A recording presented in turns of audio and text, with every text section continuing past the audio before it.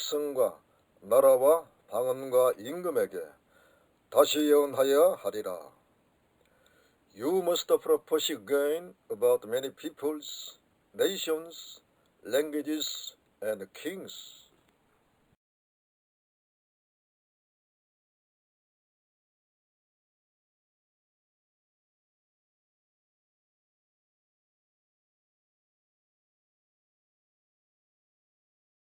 Then one of the elders said to me, Do not weep. See, the Lion of the tribe of Judah, the Root of David, has triumphed. He is able to open the scroll and its 7 seals. Kai heis ekton presbyteron lege moi, me kaie, idu, e nikeson he leon ha ektes philes Juda, he rudze David, anoix aita biblion, kaita septas ragidas autu. 할렐루야. 사랑하는 성도 여러분, 동역자 여러분, 주님의 평강이 함께 하시기를 축복합니다. 오늘의 시간 강의할 말씀은 7인 봉서의 인수와 피조물들의 찬양이라는 제목의 말씀입니다.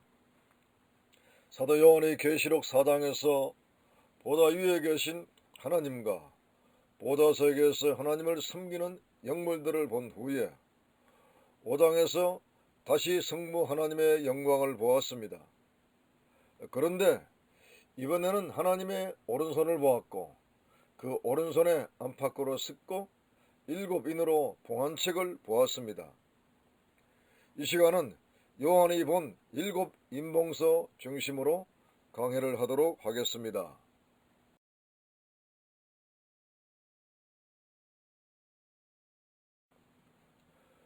첫째, 계시록 5장 1절에 계시된 하나님의 오른손에 있는 7인 봉서에 대하여 말씀을 드립니다. 작은 일본어로 하나님의 오른손은 절대 주권, 절대 구원, 절대 능력과 권능을 행하시는 전능자의 손이십니다. 전능자가 되시고 절대 주권자가 되시는 하나님께서 오른손으로 7인 봉서를 가지고 계심은 완전하신 하나님의 주권적 비밀의 경륜을 오직 성부 하나님만이 가지고 계심을 말하는 것입니다. 그리고 어떤 피조물도 성부의 오른손에 있는 7인 봉서를 받을 수도 볼 수도 없다는 것을 보여주시는 것입니다. 하나님의 오른손 자체가 전능자의 손이고 절대 주권의 오른손이기 때문입니다. 그리고 전능자의 손에 7인 봉서가 놓여있기 때문입니다. 오직 성부 하나님이 허락한 자에게 그 오른손에 책을 주시는데 그분은 어린 양 예수님이십니다. 작은 이번으로 안팎으로 쓴 것에 대하여 그 의미를 말씀을 드립니다. 하나님의 오른손에 안팎으로 기록된 7인봉서에 왜 안팎으로 기록을 하였을까요? 안과 박 양면의 두루마리에 여백이 없이 기록한 이유를 몇 가지 말씀을 드리겠습니다. 첫째, 하나님의 뜻과 계획을 하나도 빈틈이 없고 빠짐이 없이 썼다는 뜻입니다. 하나님의 뜻과 구체적 계획은 십자가를 중심으로 한 구속사의 비밀이요 하나님의 나라를 완전하게 건설하시는 경륜입니다. 두 번째는 하나님의 뜻 이외에 다른 이선은 전혀 들어올 여지가 없게 썼다는 뜻입니다. 그리고 세 번째는 하나님의 뜻의 완전성과 충만성과 충실성을 보여준 것입니다. 그리고 네 번째로는 하나님의 뜻은 결코 그 누구도 가감할 수가 없고 변개 불가하게 썼다는 뜻을 보여준 것입니다.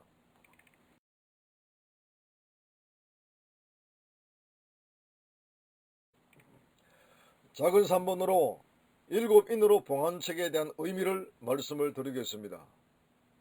7인의 칠수는 완전과 충만의 상징 숫자요.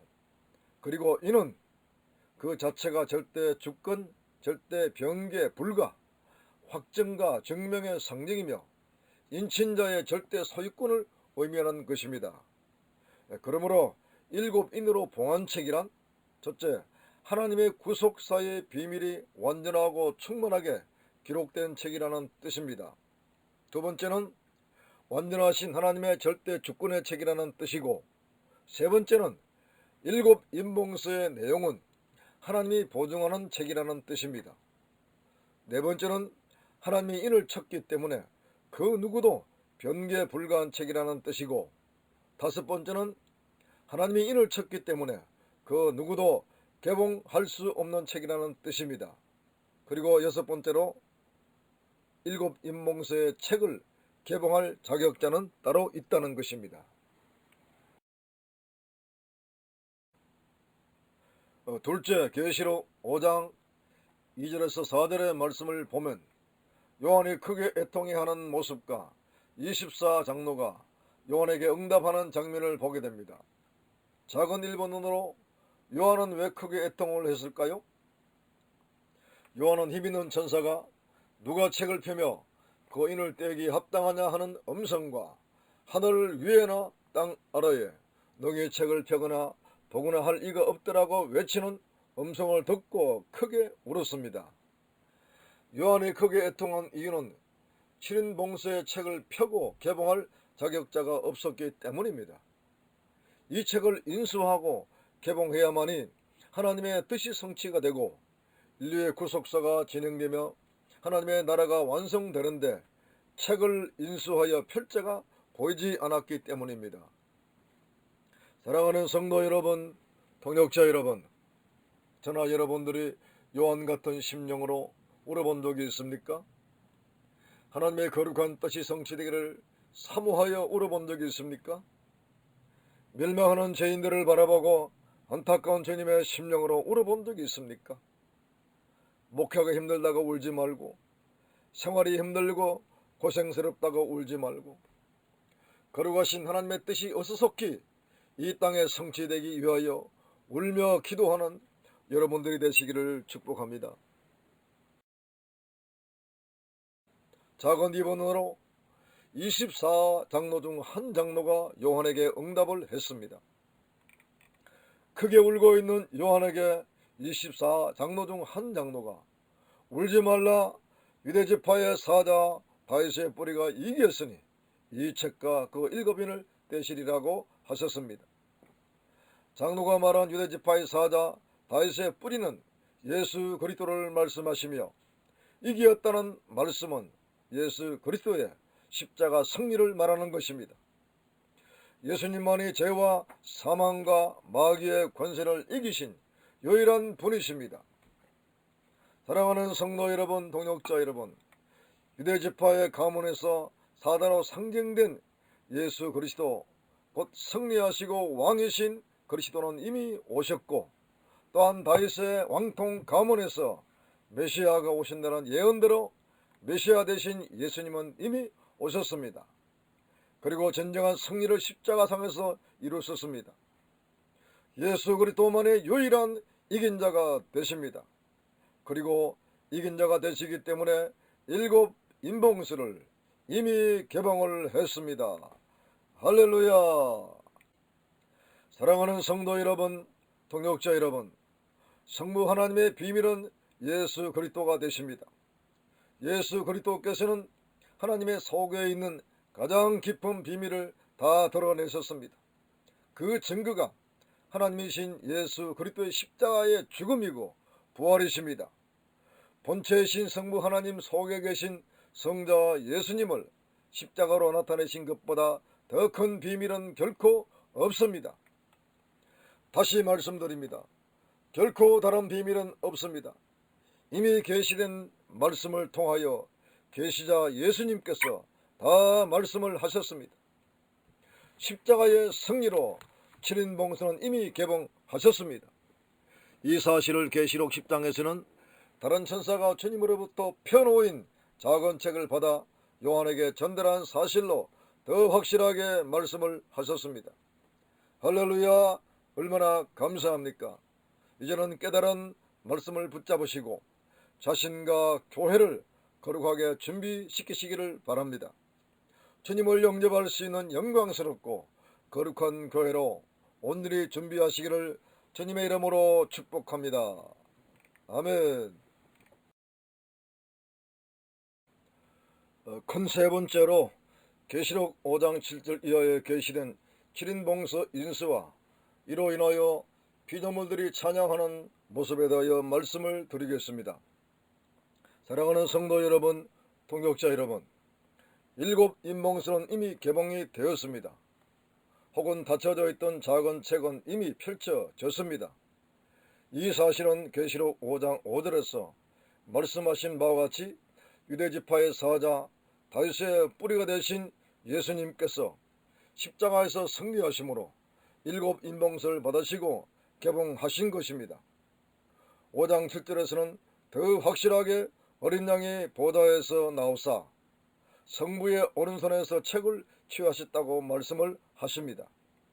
이미 두 번째 대지에서 24장로의 응답에서 일곱 인봉수의 개봉에 대하여 충분하게 말씀을 들었지만 너무나 중요하기 때문에 다시 한 번 더 강조를 합니다. 사랑하는 성도 여러분, 동역자 여러분, 주님의 십자가의 승리로 일곱 인봉수가 개봉되므로 이로 인하여 영계와 지상계의 모든 피조물의 세계에서는 엄청난 찬양과 감사와 영광의 찬송이 울려 퍼졌습니다. 먼저 24장로와 네 생물은 어린 양의 십자가의 승리로 인하여 일곱 인봉수가 개봉되는 것을 새 노래로 부르며 구속의 찬양으로 하나님께 영광을 돌렸습니다. 24장로가 새 노래로 찬양한 내용, 계시록 5장 9절과 10절의 말씀을 자세히 보십시오. 어린 양이 7인봉수를 떼기에 합당하시더라고 먼저 찬양을 했습니다. 그리고 이어서 예수님이 일찍 죽으신 십자가를 찬양했고, 이로 인하여 각 족속과 방언과 백성과 나라 가운데서 사람들을 피로 사서 하나님께 드리심을 찬양을 했으며, 그리고 구원받은 백성들을 하나님 앞에서 나라와 제사장 삼으셨다고 찬양을 했습니다. 그리고 마지막 네 번째로 나라와 제사장 난 이들이 땅에서 왕노릇하는 성도의 왕권을 찬양을 했습니다. 사랑하는 성도 여러분, 동역자 여러분, 24장로와 네 생물의 찬양은 얼마나 구속사를 진리적으로 찬양을 했는지 이루 말할 수가 없습니다. 너무나 구속사를 완벽하게 찬양을 했습니다. 계시록 자체가 이토록 완벽하게 일곱인의 구속사를 말하고 찬양을 하고 있건만은 아직도 일곱인은 재앙으로만 말하는 분들이 너무나 많습니다. 첫째 인을 땜으로 등장하는 신말부터 적그리스도로 말하고 재앙으로 말하니 참으로 필자로서는 답답하기가 거지가 없습니다. 이제는 잘못된 시각을 교정하시기를 간절히 바랍니다.